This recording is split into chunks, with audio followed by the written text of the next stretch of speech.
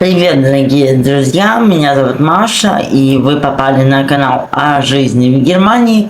Сегодня обсудим свежие новости этой осени, от новых законов до изменений на местах. И поговорим о том, что они означают для тех, кто живет в Германии не по рождению. Это важно, ведь понимание перемен поможет лучше ориентироваться в стране, а также принимать правильные решения. Осенью 2025 года Конституционный суд ФРГ постановил, что полиция может обыскивать жилье мигрантов, которые ожидают депортацию, только при наличии судебного ордера. То есть теперь нельзя просто так вторгаться в комнату иностранца без решения суда. С другой стороны, министр внутренних дел объявил о намерении ускорить процесс депортации, усиливая пограничный контроль. Получается, что законы становятся строже, но и защиту прав мигрантов хотят формализовать. Внимательно относитесь к своим правам, если кто-то без ордера пытается проникнуть к вам в квартиру, напомните о решении суда и при необходимости обращайтесь к юристам или правозащитникам. В октябре Бундестаг отменил турбонатурализацию, введенную годом ранее. Это означает, что теперь вместо 3 лет проживания иностранцам нужно жить в Германии не менее 5 лет, чтобы подавать на паспорт. Министр объяснил, что гражданство должно стать наградой за успешную интеграцию, а не стимулом для приезда.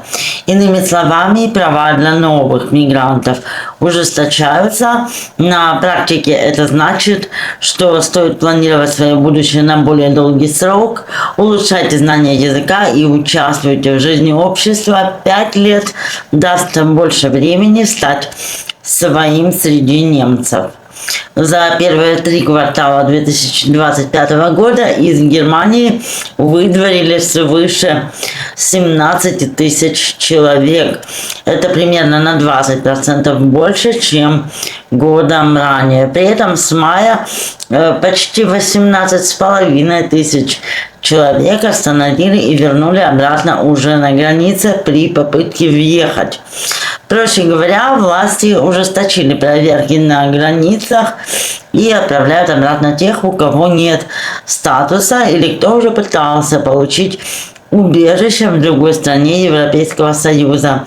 Для иностранцев это означает то, что важно держать документы в порядке и заранее консультироваться с миграционными юристами или организациями. Если ваш статус не ясен, так вы сможете вовремя подготовиться к любым проверкам.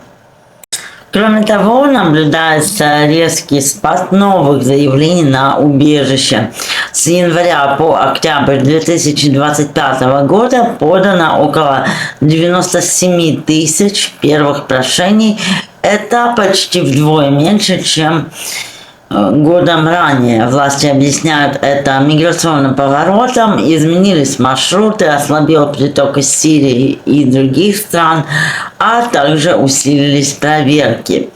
Однако уменьшение числа новых заявок не означает мгновенное освобождение системы. Впереди еще тысячи нерешенных дел по прошлым годам, а школы и приюты остаются загруженными. На практике для иностранцев это совет быть готовыми, даже если струя беженцев кажется слабее, старые проблемы никто не снял, и важно следить за своим делом, вовремя подавать документы и поддерживать связь с властями. Обстановка с размещением беженцев в Германии чуть-чуть улучшилась, но проблема по-прежнему очень серьезная. По недавнему опросу доля коммун, считающих ситуацию критической, упала до 11%, однако 70% все еще называют ее сложной. Проще говоря, несмотря на снижение притока, многие города и поселки перегружены. Беженцев продолжают селить в общежитиях и временных приютах. Мой практический совет – активно ищите помощь на местах, в центрах интеграции, социальных службах или благотворительных организациях. Там могут подсказать, как получить жилье и найти социальную поддержку. Участие в языковых курсах и волонтерских проектах тоже поможет быстрее освоиться и найти друзей в новом окружении. Итак, в последнем квартале 2025 года Германия начала серьезно менять миграционную политику. Пограничный контроль ужесточили, отменили ускоренное получение гражданства, выросли депортации, а при этом проблемы с жильем и интеграцией по-прежнему остаются. Что важно помнить иностранцам, так это то, что нужно следить за новостями, за законами, проверять свои документы и активно пользоваться доступными ресурсами. Это поможет более уверенно чувствовать себя в Германии и избежать лишних проблем. Спасибо большое за ваше внимание. До новых встреч и всем хорошего настроения сегодня. Пока-пока.